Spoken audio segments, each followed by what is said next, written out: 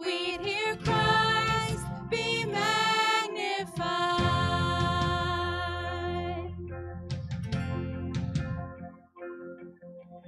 Oh, Christ be magnified. Let his praise arise. Christ be magnified in me. Oh, Christ be magnified from the altar of my life. Christ be magnified in me.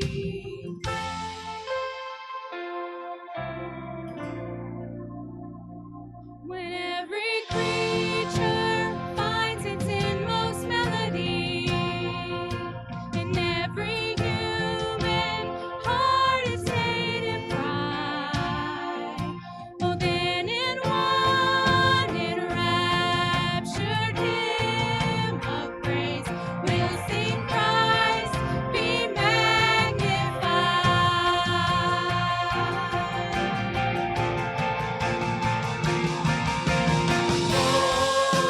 Christ be magnified.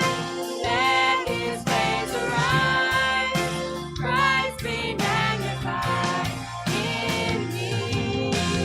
Oh, Christ be magnified from the altar of my life. Christ be magnified in me.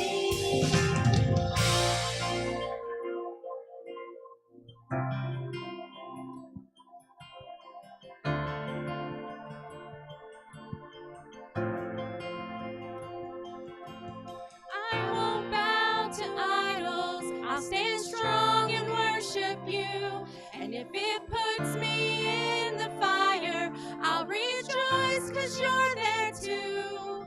I won't be formed by feelings. I hold fast to what is true. And if the cross brings transformation, then I'll be crucified with you.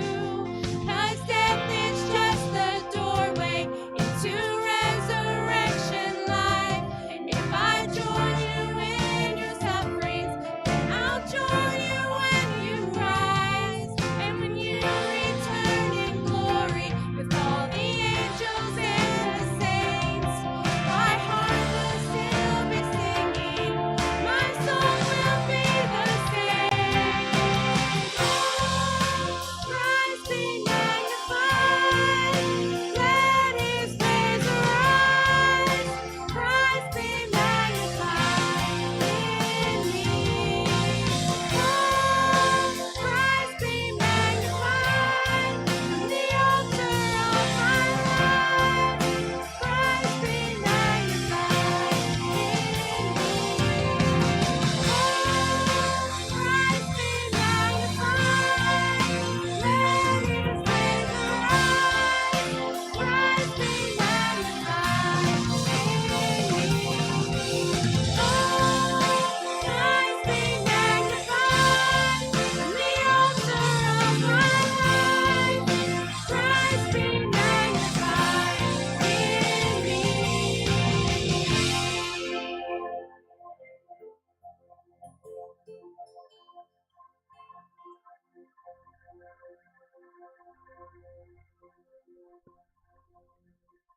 All right, that's awesome. You guys can be seated, and our kids can go downstairs.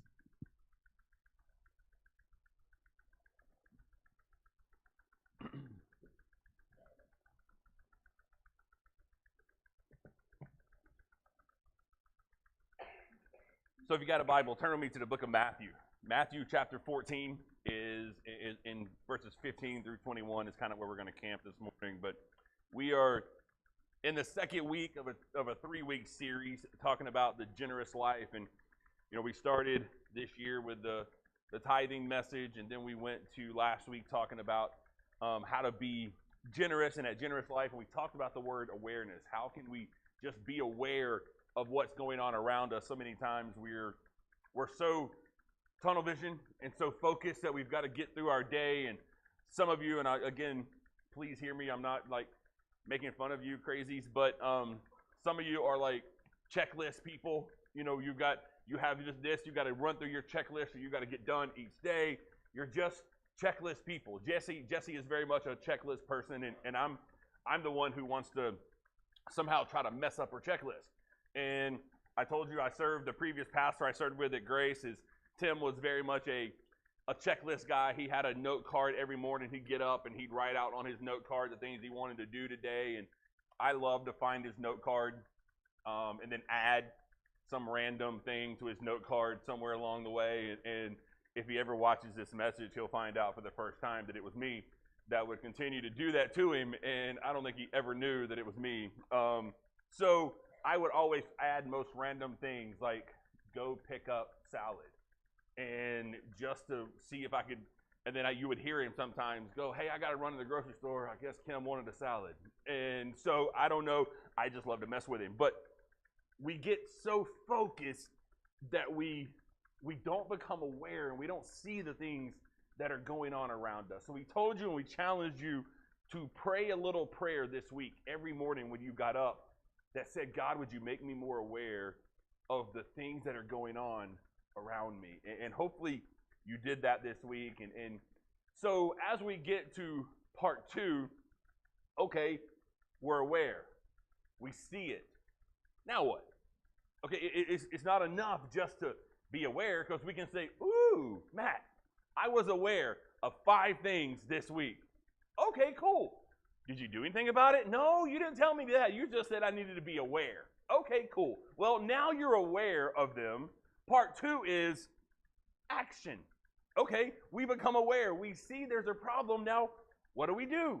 Well, we take action.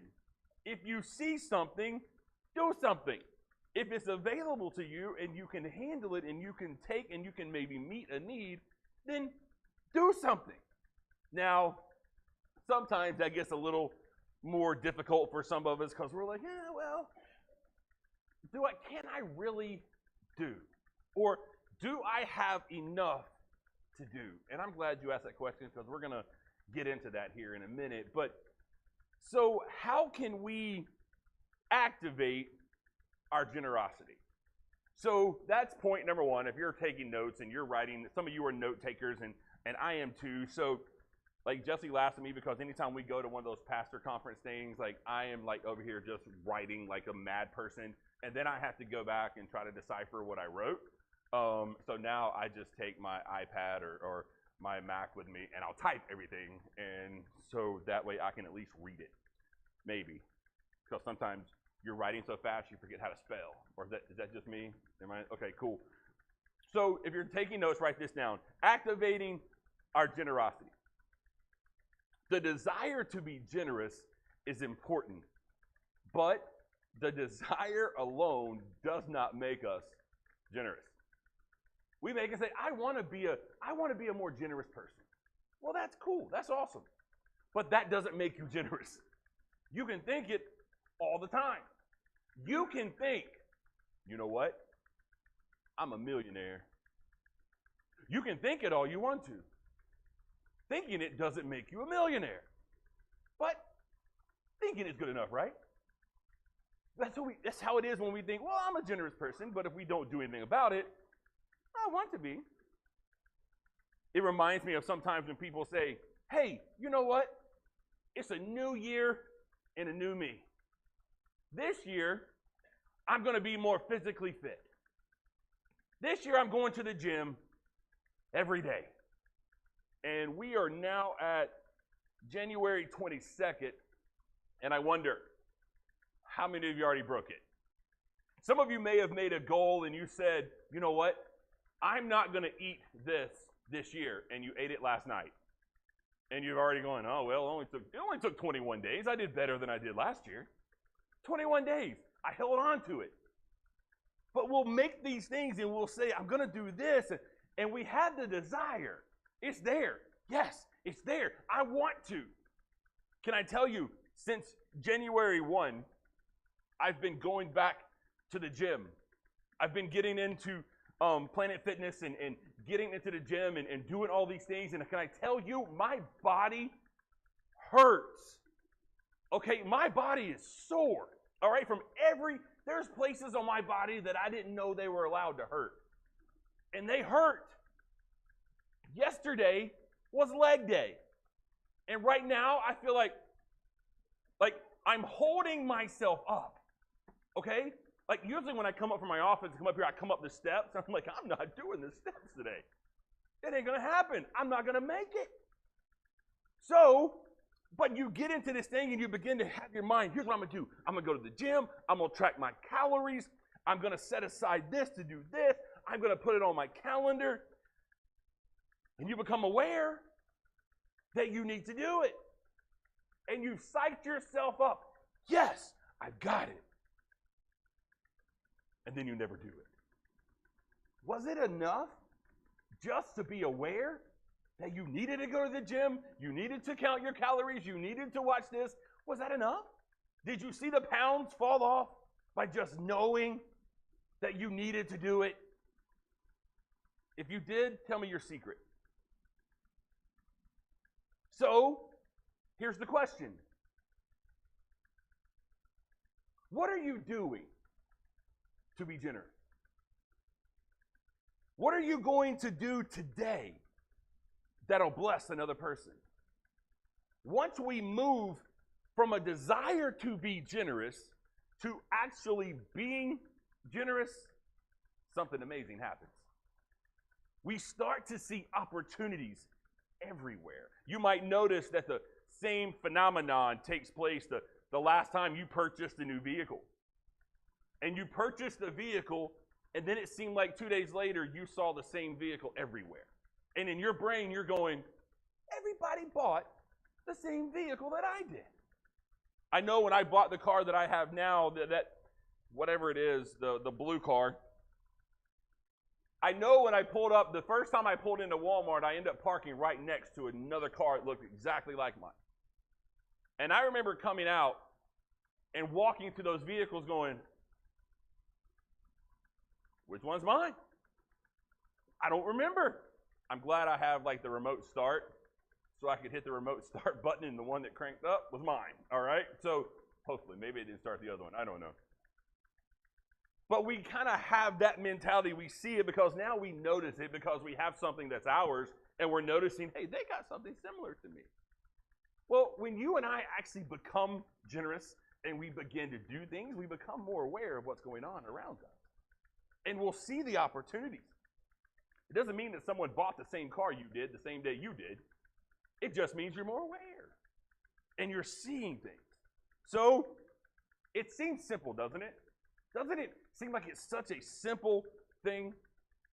We see a need, we take action. It seems simple. Like we can say amen and go home. Because it's that easy. But is it really? Because, see, when we're born, do you know, let's just start here. Do you know that you're born with a sinful nature? Are we okay there? Okay, good. We don't spend a lot of time there, so we can move on. You're born with a sinful nature. So, that means you're also born with a skeptical nature. Or is that just me? People will come and they'll ask for something, and you're going, what are you really going to do? Now, y'all never thought that, have you? That's me. So y'all pray for me, okay? Because that's Matt Brain. Matt Brain says, you need $20. What you going to do with that $20? Hey, I'm hungry. I haven't eaten in a couple of days. Can I have $20 for a meal? And your brain goes to, are drugs really a meal? Hey, if you're hungry, I'll take you somewhere and buy you food. But I'm not just going to give you cash. That's Matt Brain, okay? That's what Matt Brain does, okay? That's what I do all the time. You hungry? Okay, cool. Come on, man. I'll buy you a meal. Where you want to go? But I'm not going to give you money because I don't know what you're going to do with it. There's nothing wrong with that. But when our brain begins more cynical and we begin to doubt and question, and then we almost put stipulations on our generosity, Are we being generous the way God told us to, or are we doing it ourselves? Okay, write this down. This is deep. All right? This is so deep. This is worth coming to church for right here. Okay? So this is deep. Here it is. Generous people do generous things. Just blew your mind. Some of you just went, that was worth getting up for this morning. Generous people do generous things. And now I want to back that up biblically. You okay with that? Okay, good. We're going to do it. Matthew chapter 14. There's a story that takes place here that probably, or could be perhaps my most favorite story in all the Bible. Okay? And there's a lot of them. But this is my favorite this week. Okay? Matthew chapter 14, starting at verse 15. As evening approached, the disciples came to him and said, "This is a remote place, and it is already getting late. Send the crowds away so they can go to the villages and buy themselves some food." Jesus replied, "They do not need to go away. You give them something to eat." "We have here only 5 loaves of bread and 2 fish," they answered. Now, have you ever said to God, I have only. You've kind of limited God by saying, God, you want me to feed these people? I only have a little bit of bread, an even lesser amount of fish. What do you want me to do? And he says to them, feed them.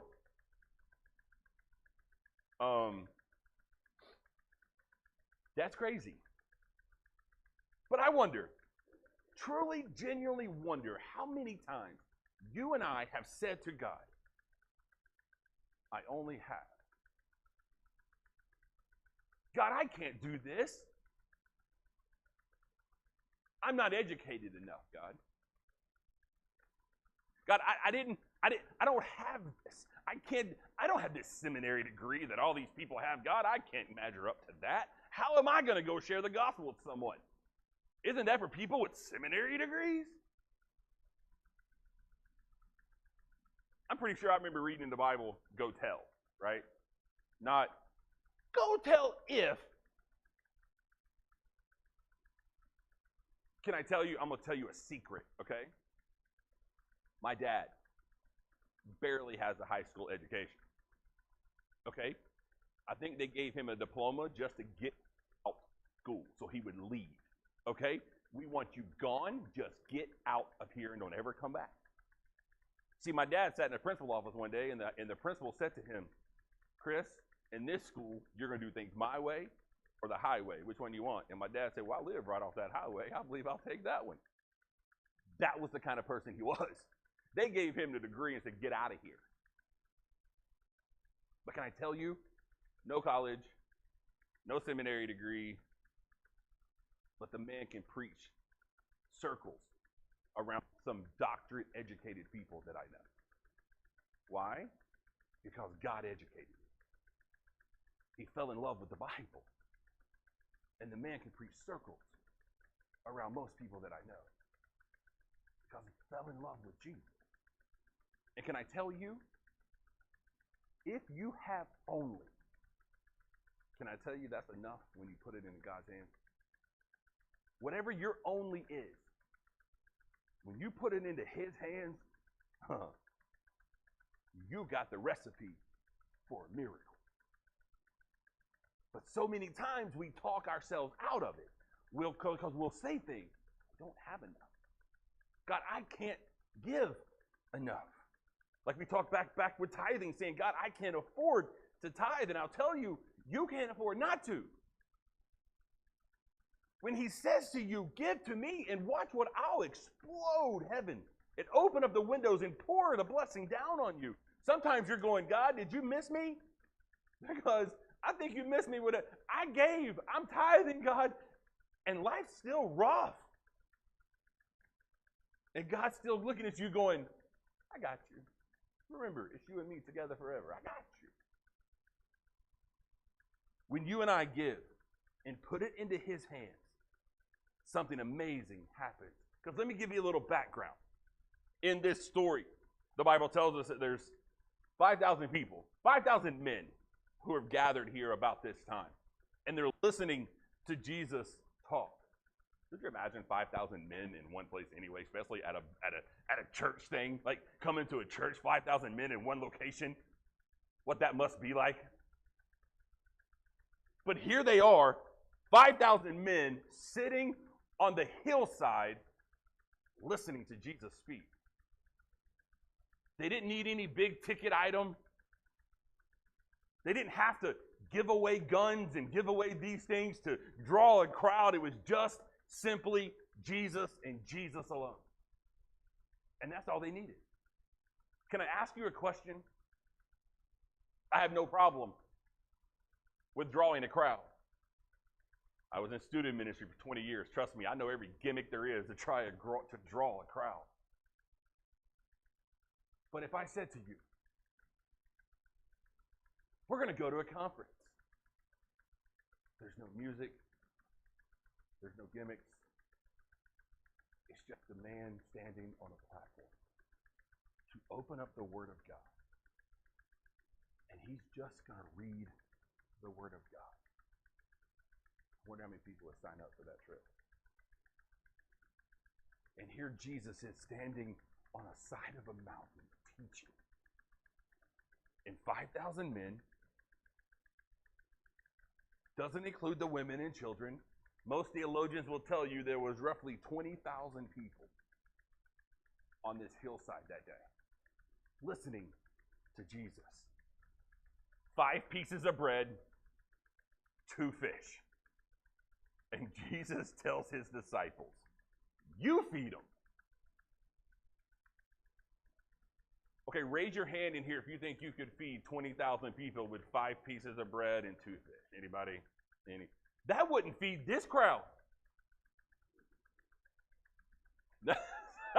Somebody said it might feed Dale. Okay.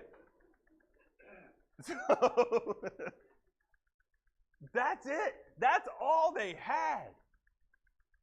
And don't you think the disciples, when they heard Jesus say to them, you feed them, they went, all right, it's time to get Jesus out of here. This man's done gone crazy. Okay? Something's wrong with him. It's been a long day. He's been out here in the sun. Let's get him in somewhere and cool him off. This man's gone crazy. Okay? Because that's exactly what you'll be thinking. Now, you're looking at me like going, no, I know Jesus would have done this, but yeah, because you know the end of the story. The disciples had no idea what was happening, looking at it going, 5 loaves, 2 fish, 20,000 people. Something here doesn't add up. Can I tell you, you don't have to be a mathematician to be able to figure out that those numbers don't make sense. So here's number 2. Generosity is sacrificial. To be generous, it's going to cost you something. Generosity is sacrificial. It's starting to get late in the day, and disciples come to Jesus with a problem.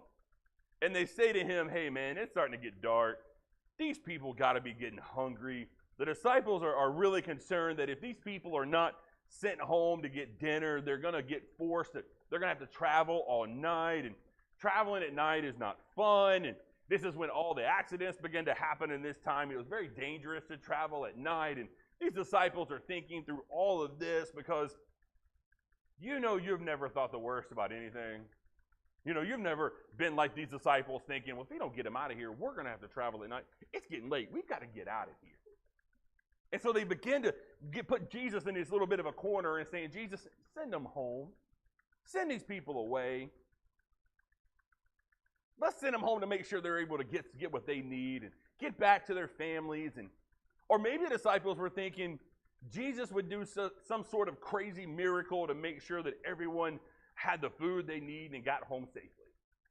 Because, you know, that's exactly what they were really thinking, right? Jesus is about to do something really cool, and this is going to be fun, and we're going to get to see all of this. And instead, they go to Jesus and they tell him, hey, man, this is what's going on, and you might want to do something. Hey, Jesus, why don't you pray about it, and let's make this go away? And that's their intention. Instead, Jesus looks at him and says, you feed them. And now the disciples are left going, well, that backfired. Like, we were really thinking Jesus was going to do something here, and he tells us to do it? Now, could you imagine? Because we know these disciples were like some type of spiritual, like, gods, okay? I mean, they were like so great and walking with God every day, and man, they never did anything. That's what we know about the disciples, right? If that's what you think it is, you need to read your Bible more. Okay, these disciples were just a bunch of knuckleheads, okay? A lot like you and me. And they hear, you give them something to eat. Now, I believe Matthew looked over there at Peter and said, he talking to you? Who's he talking to? James is going, don't look at me. And we know Judas is back in the back hiding the money going, y'all don't look at me. We're broke, okay? We got nothing. Nothing we got. And they're looking at each other going, what are we supposed to do? And then they think they get creative. Well, we'll tell him. Once we tell him what we have, he'll have to send them. Well, Jesus, you want us to feed them? Well, 5 loaves and 2 fish. Sorry, big guy. We don't have enough. I want to feed them. Like, there's a desire in my heart to feed them. We want to.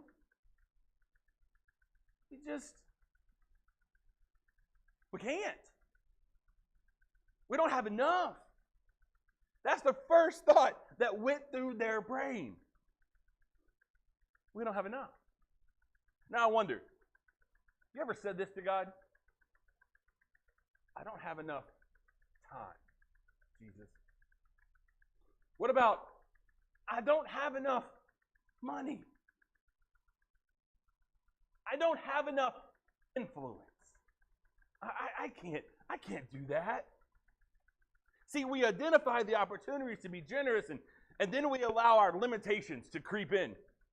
And it keeps us from jumping into the action. This is the answer to the question I asked earlier. What does our desire to be generous not translate into actual generosity? I believe the reason we don't take action is because we don't feel worthy, or we don't feel we can measure up, or we don't feel like we could do it. We just feel like, well, I'll pray for them that somebody else will come along and be able to meet that need that they have in their lives. And, well, that's precious. But God brought them into your life at a certain time for a certain reason. Now, you may not be able to meet the whole need, but you might can be part of it. And then pray that somebody else comes along and can meet the rest. Now, Jesus, I believe if I'm Jesus here, and the disciples come to me and say, all we have is this. See, this is a moment you better be glad that I'm not Jesus. Because, see, sarcasm is my spiritual gift. And when those guys would have come to me and said, hey, Jesus, I know you said to feed us. I know you said to feed them. But all we have is this. I believe if I was Jesus, I would have looked at him and said, do you know my name? Have you not been walking with me for all this time? You've seen me walk on water. You've seen me just cast out demons from this man. You've seen me heal people. You've seen me take mud and put it in some man's eye and he can see, because I don't know what you know, mud, eye don't mix real well, okay?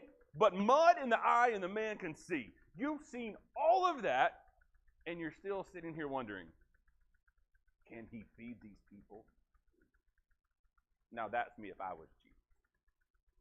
See, but Jesus didn't give them a lecture. He just said a simple phrase. Bring it to me. Okay, that didn't get you like it should have, okay? Because whatever you have in your life, whatever your problem is, whatever you see as, I want to meet this need, but I don't seem to have enough, and Jesus says to you, bring it to me. Just bring it to me. and watch. You bring it to me and you put it into my hands and watch what I'll do. If we were to walk around the room today, I put a microphone in front of your face, and if you told a lie, Jesus is going to strike you and make you a crispy critter. And I ask you, can you tell me a time you've put something in God's hands and he hasn't come through for you?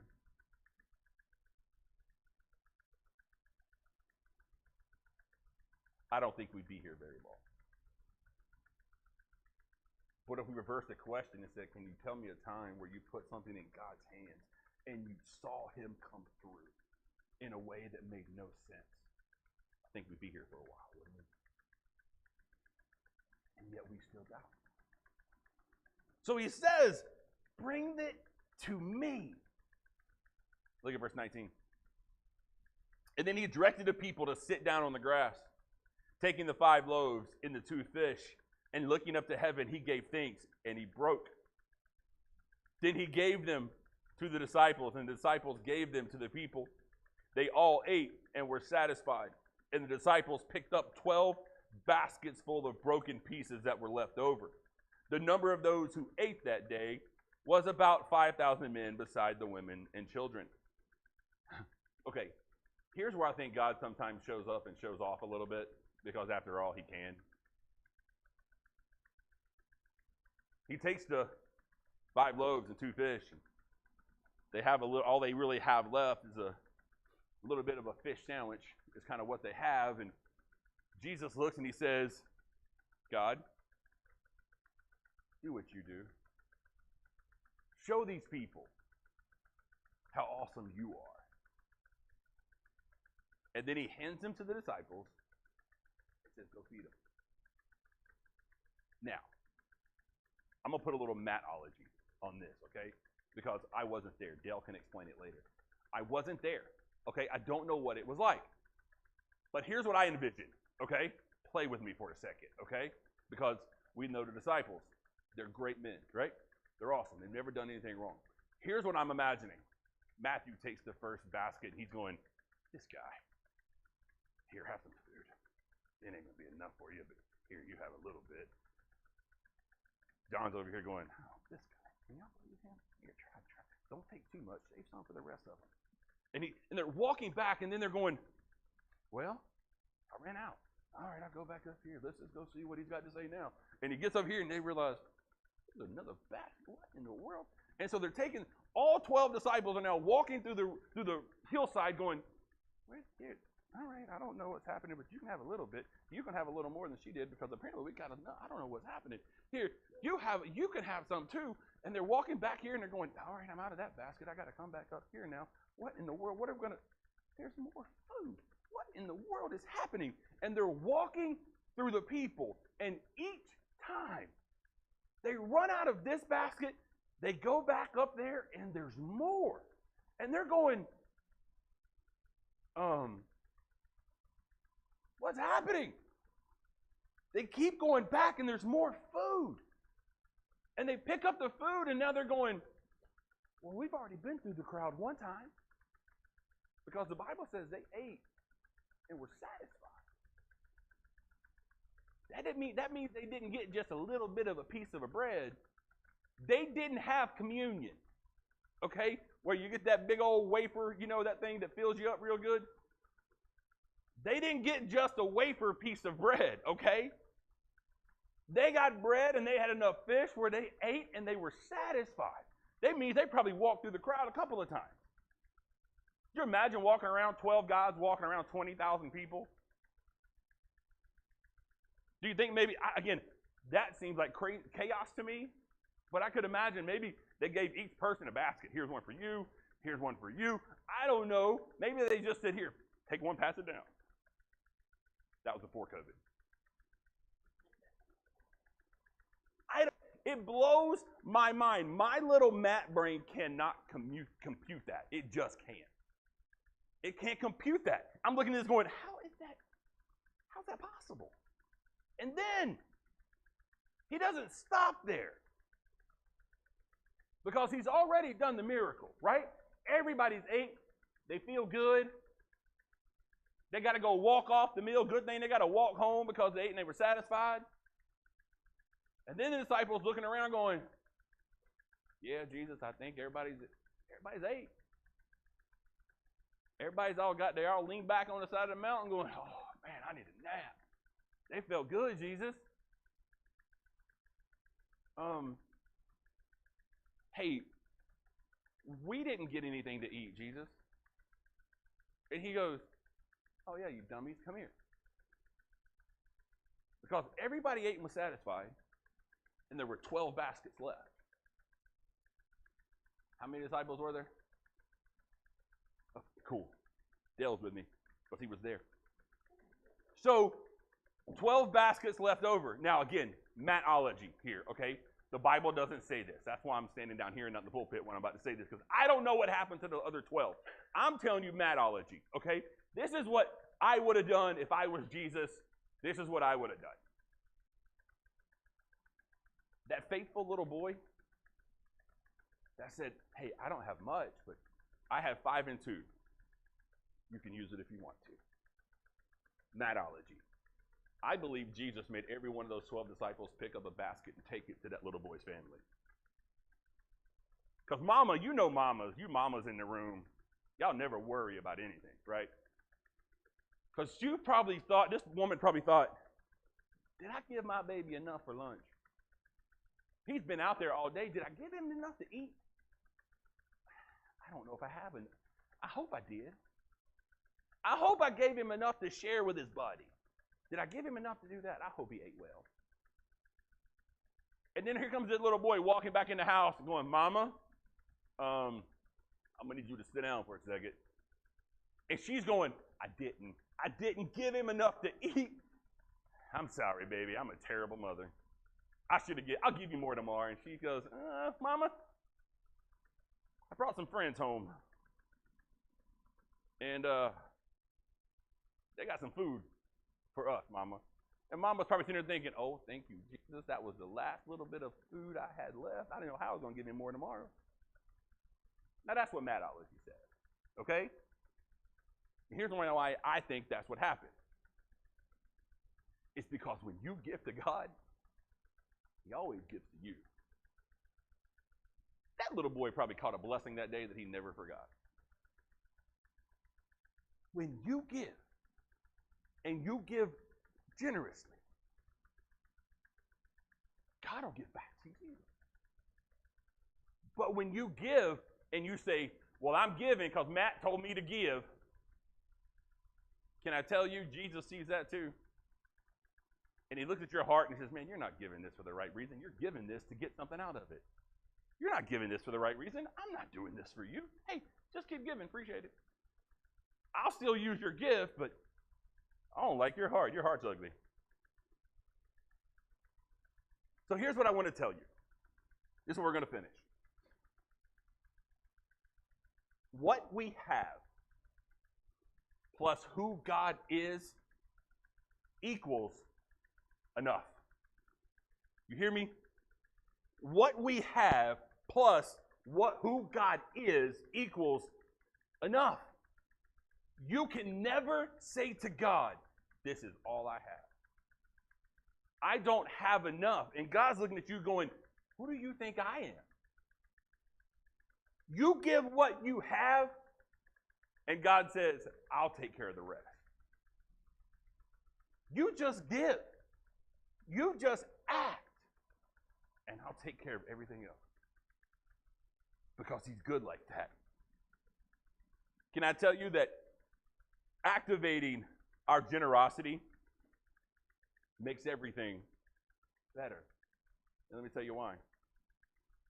According to Stony Brook University, a school of medicine in New York, generosity lowers your blood pressure, lowers your risk for dementia, lessens our anxiety and depression, reduces our cardiovascular risk, and it increases your overall happiness. These physical changes do not take place in a person that is being generous, but they also activate the recipient of generosity. activating our generosity makes everything better. God gives back to those who give for the right reason. Can I tell you a story really quickly? Here's a story about a lady who she was listening to God and decides to be generous by donating her car fund to a widow in need. At the same time, another couple listens to God and decides to buy this woman a car. The same lady who just gave her car fund money to the widow, somebody else decided they're going to buy her a car. So let me ask you a question. Who but God could bring all those people together in that kind of way? Who but God could multiply the efforts of an individual in such a way that everyone involved was transformed by the power of generosity? One of her favorite quotes as I was reading this a couple of weeks ago in this video, Catherine explains, this is what she says, this is how she explains it. I knew God had many cars, but I didn't know he had a new one for me. I knew he had many cars, but I just didn't know that he had one for me. God has so much that he wants to give us. He has so much that he wants to do through us, and he is just waiting on us to take a step of that faithful generosity. And what he does next will blow us away. So again, I ask, in this new year, in 2023, are we going to be a people and are we going to be a church that acts in generosity? Not just sees it, but we take action. So how do we move from a desire for generosity to an active generosity? Can I tell you there's multiple answers to that question? I can tell you 1,000 different ways. But the only way that really matters is the only way we move from just being aware to taking action is by actually stepping out on faith and doing what God has told us to do. And that is to give. And we say, but what if? And can I tell you, there are no ifs when it comes to God. If you give, he will do. And he'll blow our minds. Proverbs 11:24 says, the world of the generous gets larger and larger. The world of the generous gets larger and larger. God is waiting on you. All we have to do is something. It's that simple. It's that easy. I want to end with the same prayer I ended with this week or last week. Go ahead and bow your head and close your eyes with me for a second. And I want you to repeat these words after me. Don't do it out loud, just in your heart. If you really mean them, I want you to pray these words with me. I want to experience the joy that comes from being generous. I ask that today an opportunity to be generous will come my way. That I will recognize it when it does, and that I will have the courage to jump in and give. Amen. It's that easy. It's that simple. There's not a lot to it. It's just simply saying yes. So, this week, will you make that the prayer of your heart this week? To simply say yes. See the need. When you see it, take action. Next week, we're going to talk about the impact. The impact of when we say yes and we do something. What does that impact look like? And I promise you, it goes farther than what you can ever imagine. It'll go further than even, it may outlive you, what your generosity will do. So, hey, I totally forgot to ask you. I need a couple of guys who can jump up and take offering real quick. If you guys can do that. You got it? Okay, cool. And here in a second, I'm going to let them come down and get started. And then we did not do a video this week because there's a reason, and I'll tell you that here in just a second. So you guys come on, and when they start, I'll give you all the announcements.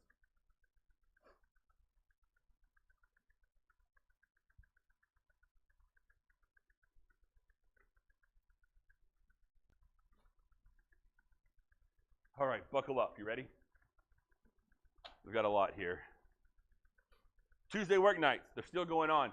We're almost done back there in the back with the sound booth. They're getting closer and closer, but they're still working on some things. I thought initially, I looked back there and I'm like, where's Sharon? Sharon's not here this morning. And I looked over, I said, Jeffrey done ran Sharon off the back row back over there again this morning. She done moved on me. I looking around for a minute, I'm like, oh, there she is. So he done come back out of the booth on her again and got on her back. And she said, I'm tired of that boy breathing on the back of my neck. So she moved away from him. So Tuesday nights are still happening. We're getting closer to having that done. We're also getting close to the end of our Lottie Moon offering. We're going to kind of shut that down here at the end of this month. And so if you still want to give to that, you still have opportunities to do that. Over the last couple of weeks, you noticed that Gene has been chasing a lot of you down with a clipboard and saying, I'm going to beat you over the head with this clipboard if you don't sign this paper and give me some money. So that is the signature for the freedom of life. Like, that's what's been going on. She'll do it again today. And then I think just today's the last day, right? Okay. So she'll be back there that way she don't have to chase you down and beat you with the clipboard, okay? So, also, again, both camps are taking place that last week of June, our association and our state one. And again, I think we're still looking for camp directors. So if you know anyone that can be a part of that and would be good at that, please let us know. YEC, Youth Evangelism Conference, is just around the corner. It's March 3rd and 4th. So see Wendy and Ricky about that, and they can give you more information about that. Speaking of the youth, on the end of this month, on the 29th, there will be a fundraiser that will be taking place right after the service. So I can preach really long because lunch is already here. So you ain't got to go anywhere, so it'd be fine. Again, that is just donation only. There's no charge for that. Just give whatever you can, and there's soups and sandwiches, right? What? Be generous. Take action and be generous. Franklin's only. And so you guys help in any way. Do you have enough soup, you think, now, or do you think you still need a few more? Or? Okay. So there's 4 soups that'll be here. If you still have a soup recipe that you want to make and donate, that would be awesome. So again, be generous. And then Wednesday night Bible studies, we had to take a couple weeks off, one for sickness, and then the business meeting, but we'll start back on our sola studies of like the solas of Scripture. That's happening. Men's conference, the Ignite conference, is taking place. See Rick about that. He can give you more information about that. How many men will be there? More than 5,000, won't there? Yeah.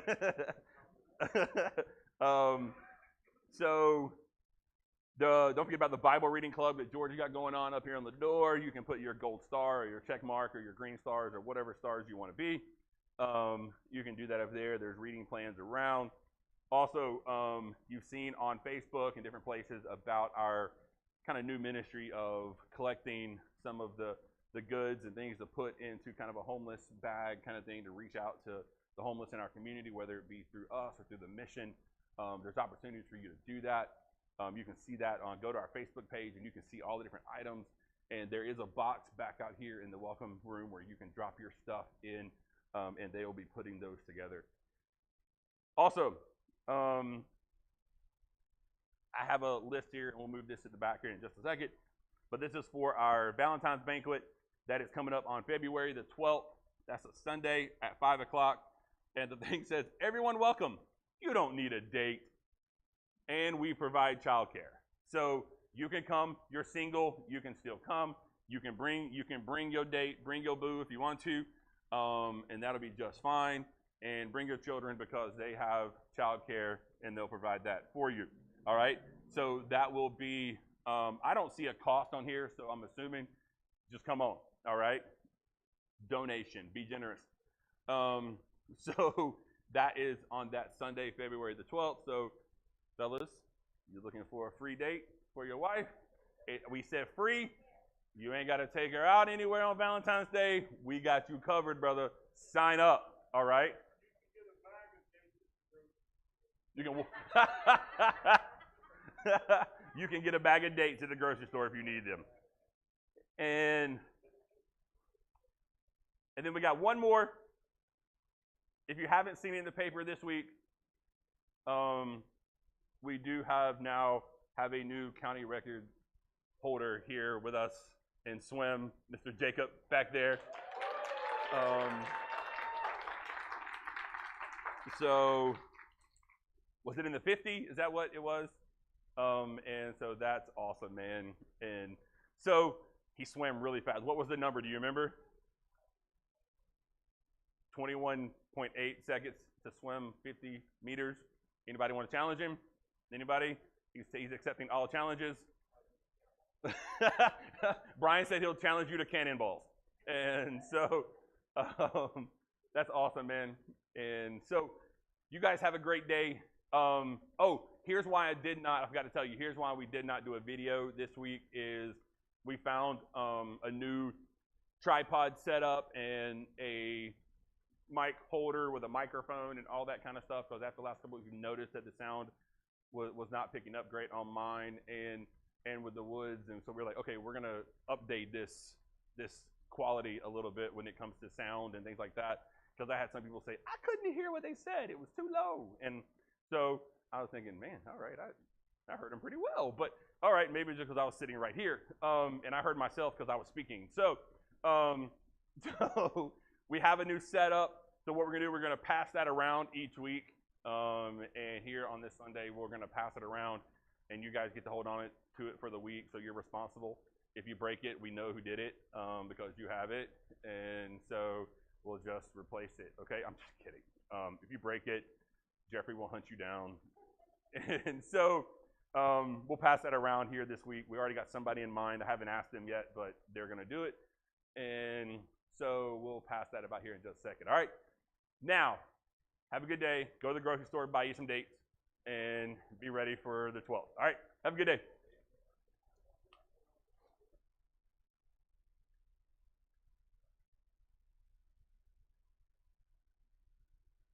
This week, okay? I forgot to tell you. Our house is going on the market this week, okay? We're selling our house this week. So I didn't want you to go, oh no, oh no. Our house is going on the market. We're going to sell while the market is high just so we can make some money, have a little money out of it, get our money out of it. It's going on the market this week. Don't panic. We're not going anywhere, okay? We're just trying to be good here, trying to make a little money off our house. All right? Don't panic. We're going to be